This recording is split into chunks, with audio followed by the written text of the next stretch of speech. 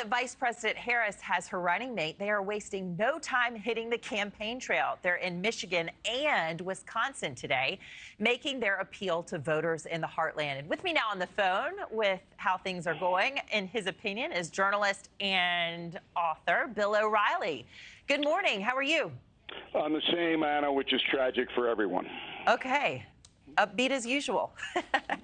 No, but thanks for coming. And I understand their campaign blitz across the country is so much more vigorous than what we would have seen from Biden, right? 2 events in one day. How much of a contrast is this to what we would have seen? And how does this decision, picking Tim Walz, impact the state of the race?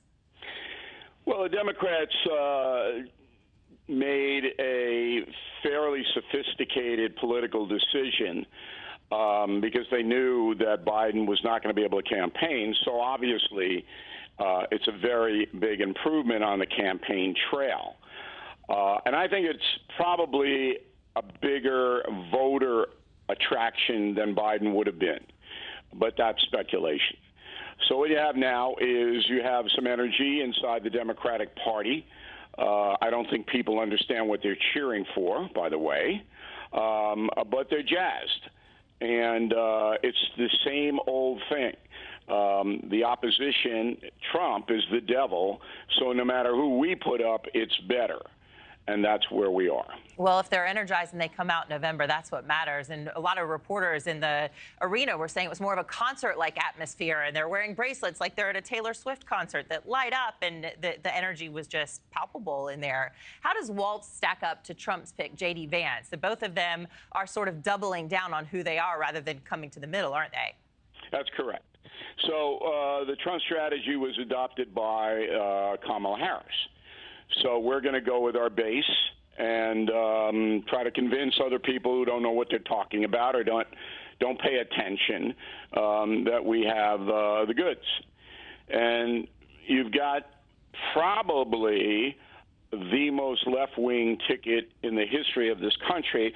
You might make a case McGovern-Shriver, which was in play before you were born, but I saw it as a young guy. They were fairly liberal, running against Nixon in '72, and they got waxed. Different country, different time now. But as time goes by, Americans aren't really voting for Trump or Harris. And this is the point, the most important point I want to make. You're not voting for either of those two people. You're voting for your vision of the country. So if you want the country as it was under the 4 years of Trump, that's what you'll get. He's going to pretty much govern as a deal maker. I wrote a book, The United States of Trump, which explains exactly what he does and why he does it. If you vote for the Democrats, you are voting for a fundamental change of the entire country. Everything will go left. You'll get DEI, you'll get woke. Everything changes. Traditional values evaporate.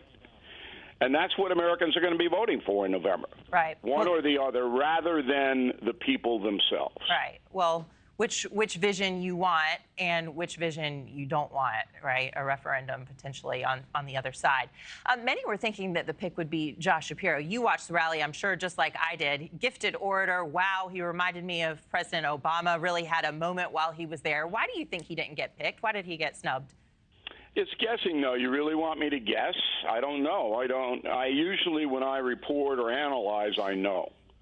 So, as you may know, I was the first one that said almost a year ago that Biden was not going to run because I knew he wasn't governing. He wasn't making any decisions in the White House, and you cannot keep that up ad infinitum. So I knew he was done. I didn't know J.D. Vance, so I didn't even make a guess. Because Trump is so mercurial, you don't know from day to day where he's going.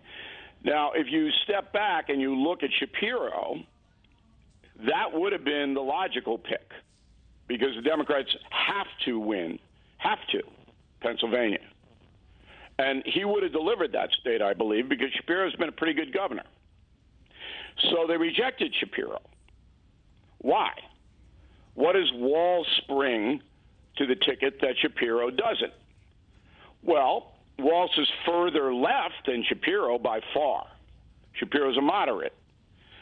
apparently Kamala Harris didn't want a moderate.